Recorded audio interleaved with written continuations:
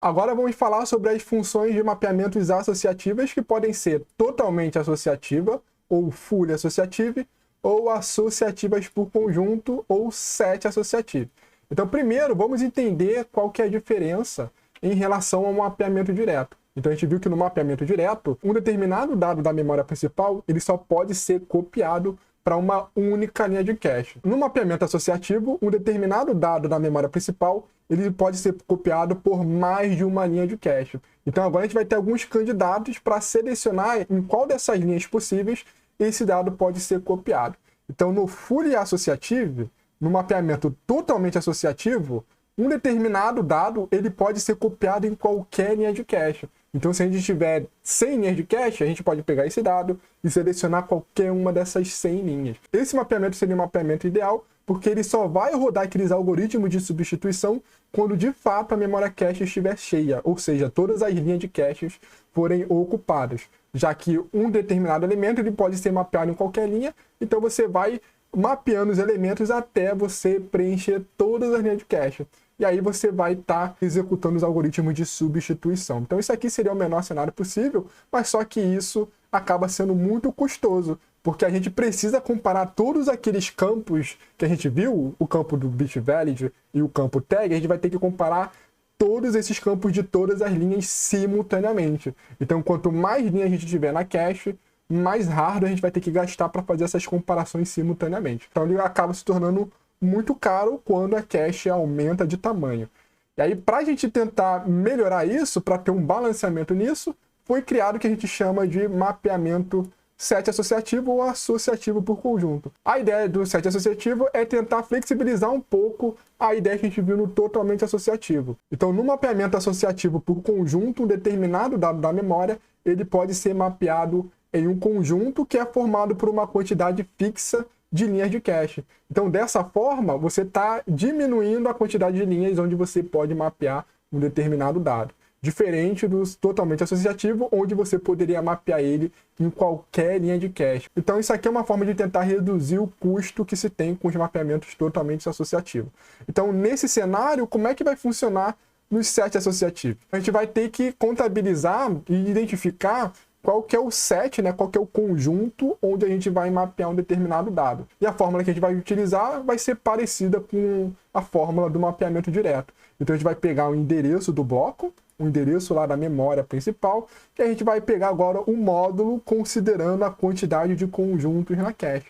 A gente selecionando esse conjunto, a gente vai poder mapear agora esse dado vindo da memória em qualquer linha desse conjunto. E aí, para a gente especificar quantas linhas vão ter em cada conjunto da memória cache, a gente costuma ter essa anotação. Aqui, esse n-way set associativo. Então, esse n aqui, ele vai representar quantas linhas cada conjunto da memória vai ter. E utilizando dessa forma, a gente vai ter uma solução mais barata do que o totalmente associativo. Então, aqui a gente tem um exemplo mostrando todos os tipos de funções de mapeamento. Então aqui mais à esquerda seria o mapeamento direto. Aqui acima a gente vai ter os dados vindo da memória principal. E aqui abaixo seriam os dados mapeados na memória cache. No mapeamento direto, um determinado dado da memória principal, ele só pode ser mapeado em uma única linha de cache. Aqui representado dessa forma. E a gente sempre vai estar buscando uma única linha de cache para estar verificando se vai dar um cache hit ou miss. Olhando agora o mapeamento fully associativo, o que a gente vai ter? A gente vai ter que um determinado dado da memória principal ele pode ser mapeado em qualquer uma das linhas de cache. Então perceba aqui que nesse exemplo a gente tem 8 linhas de cache, então esse dado ele pode estar armazenado em qualquer uma dessas 8 linhas.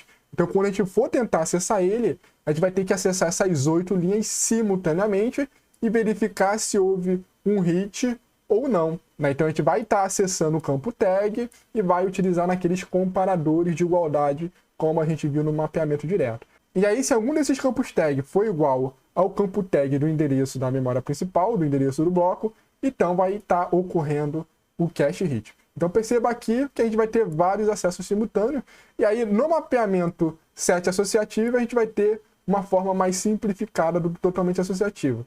Então a gente vai ter um valor aqui, que ele vai poder ser armazenado em um conjunto. A gente vai ter nesse exemplo que cada conjunto da memória cache, ele armazena 2 linhas da memória cache. Então, primeiro vai ser determinado qual que é o conjunto, qual que é o set para armazenar o dado, E aí a gente vai verificar todas as linhas do conjunto, todas as linhas do set. Então aqui nesse caso vai ter 2 acessos simultaneamente, verificando se o campo tag armazenado é igual ao campo tag fornecido pelo endereço da memória principal.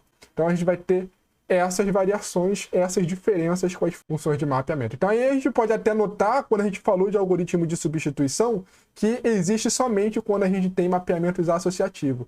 Então, por exemplo, quando a memória estiver cheia, a gente vai rodar o algoritmo de substituição para selecionar um desses 2 elementos, né, uma dessas 2 linhas para ser descartada e substituída. Da mesma forma, a gente vai ter com mapeamento Fully associativo, que a gente vai escolher uma das linhas de cache para ser selecionada como a linha vítima e também ser descartada. No caso do mapeamento direto, não faz muito sentido porque a gente só tem sempre uma opção. Então, só pode descartar uma linha de cache mesmo. Então, aqui não tem algoritmo de substituição sendo utilizado. Aqui uma outra ilustração para a gente identificar essa diferença do mapeamento direto com o mapeamento associativo. Então, nessa parte aqui de cima da ilustração, a gente vê à esquerda os dados da memória principal. Cada dado da memória principal ele só pode ser mapeado em uma única linha de cache. Então repare que essa aqui é a nossa cache, aqui seria o campo de tag e aqui seria o campo de data. Já no mapeamento associativo, a gente tem que um determinado dado da memória principal ele pode ser mapeado em várias linhas de cache. Então aqui nesse exemplo seria um mapeamento totalmente associativo.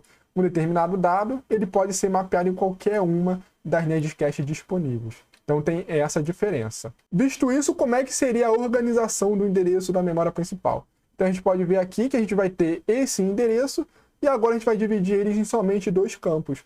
Como um determinado dado ele pode ser mapeado em qualquer linha da cache, a gente não precisa ter um campo para selecionar a linha da cache. A gente sabe que ele pode ser em qualquer um. Então repare aqui que a gente simplificou um pouco, né? A gente descartou aquele campo que ficava no meio, o campo de índice. Então o que a gente vai precisar armazenar? A gente vai ter o campo tag e o campo word. O campo de índice não é necessário, porque a gente vai estar sempre lendo todas as linhas durante um acesso à memória cache.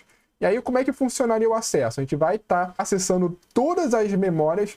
E aí como é que funcionaria o acesso? A gente vai estar lendo todas as linhas de cache. Então reparem, né, que todas as linhas elas vão ter um barramento conectando ao campo tag com esse comparador. Então esse comparador ele vai ter uma quantidade de entrada que é igual à quantidade de linhas. E aí vai ser feita uma comparação de todas as linhas para saber se o campo tag de cada linha ele vai ser igual a esse campo tag vindo do endereço da memória principal. E aí se algum for igual, então o resultado dessa comparação ele vai resultar no valor de verdadeiro, vai resultar aqui no valor 1, e aí vai ocasionar a situação de cache hit. Então deu cache hit, a gente vai precisar selecionar qual que é a word para ser acessada de fato. Então aqui no nosso exemplo, cada dado ele consiste em 4 words. Para a gente selecionar a word para ser acessada, vai ser utilizado aquele campo de palavra, né? O campo de word vai selecionar aqui no nosso exemplo essa terceira word para ser acessada. E aí se tiver agora um cache miss, então vai vir aqui por baixo esse resultado e a gente vai pegar todo um bloco da memória principal e vai salvar em alguma linha de cache.